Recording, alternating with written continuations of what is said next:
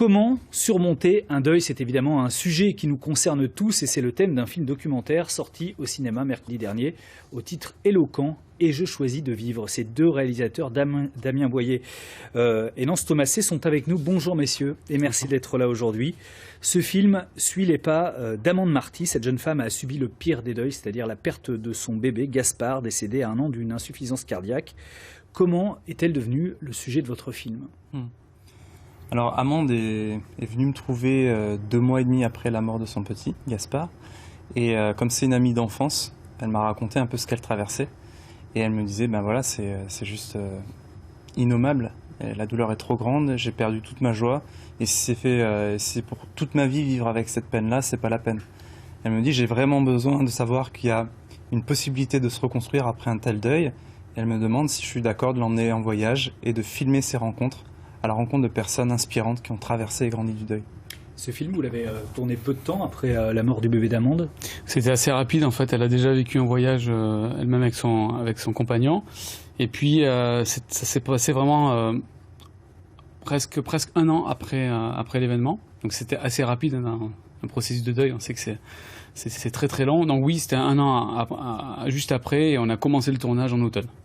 L'idée, c'est celui d'un cheminement, un cheminement spirituel en fait, un cheminement physique puisqu'elle est sur les chemins de la Drôme, mais un cheminement spirituel agrémenté de rencontres de gens qui ont vécu aussi un deuil d'enfant souvent. Exactement, ouais. L'idée c'était de cheminer au travers de son chemin et d'avoir des gens, donc ce qu'on appelle des tuteurs de résilience, des gens qui lui disent c'est possible, on s'en remet par la force du témoignage. Et donc son cheminement spirituel en fait il va se faire de rencontre en rencontre. Et ça va l'aider à retrouver peu à peu la confiance qu'elle a les capacités de se reconstruire après ce deuil terrible. Béatrice Tardy et Eloïsa Patricio ont justement rencontré Amande Marty. On va voir quelques images du film. Je n'ai pas de mots pour ça. D'ailleurs, il n'existe même pas de mots pour nommer un parent qui perd un enfant. Amande vit sa traversée du désert dans la Drôme. Ce film, c'est son histoire. Après la mort de son fils Gaspard, elle part à pied rencontrer d'autres femmes endeuillées. Et toi, il s'appelait comment? Gauthier. J'avais beaucoup de mal à faire face à ma famille, à mes parents. J'avais l'impression d'être juste la mère qui avait perdu un enfant. Et il y avait quelque chose qui venait d'ailleurs très très fort pour moi, c'était je sais plus qui je suis. Pour moi, le film, ça fait partie de cette traversée du deuil, au même titre que d'autres choses. On est allé voir aussi des thérapeutes, on en a aussi beaucoup parlé avec nos familles, nos amis, etc. Dis-moi, toi, ce que tu vis aujourd'hui. Moi, je peux pas dire aujourd'hui que j'ai vraiment accepté, quoi. Et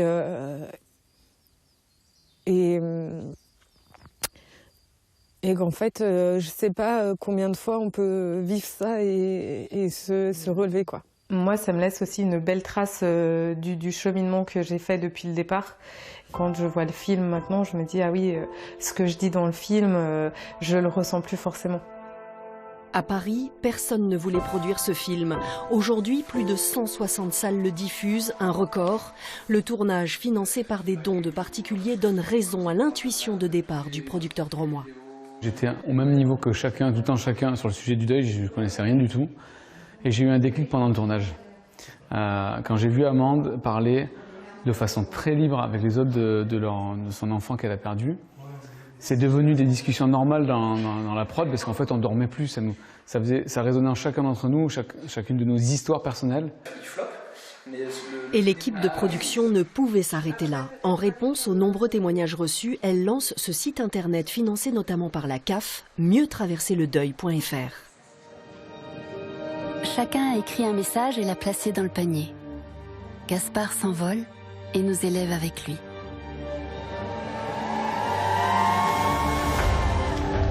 Aujourd'hui, Amande a agrandi sa famille et Gaspard n'est pas qu'un souvenir, il est vivant.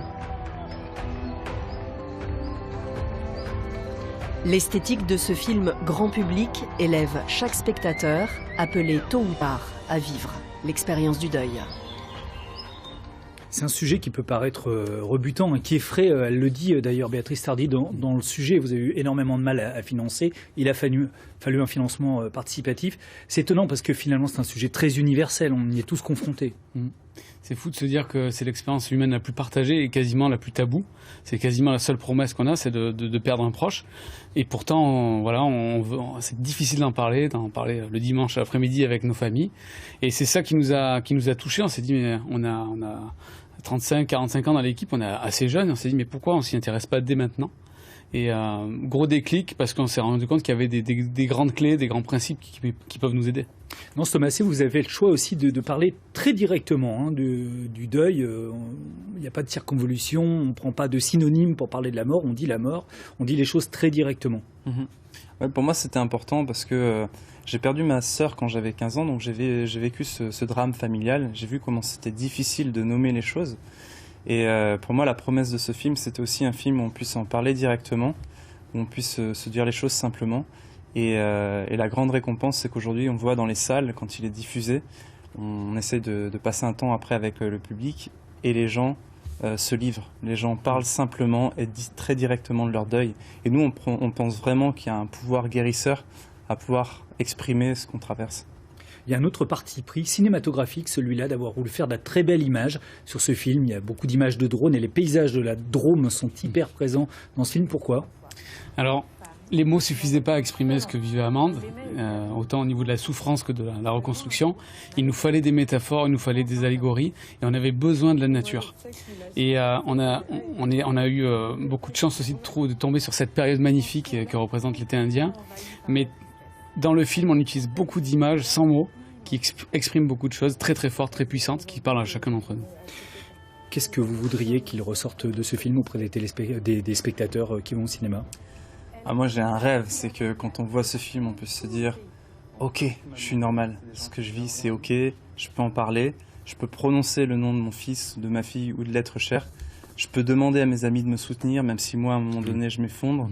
Je peux créer les conditions, en fait, pour traverser au mieux cette épreuve. » Merci à tous les deux, Damien Boyer et Nance Thomasé. Et Je choisis de vivre, votre film est sorti mercredi dernier au cinéma. On peut le voir un petit peu partout et notamment dans la salle Le Navire à Valence, dans la Drôme. Merci à tous les deux. Merci beaucoup. Merci à vous.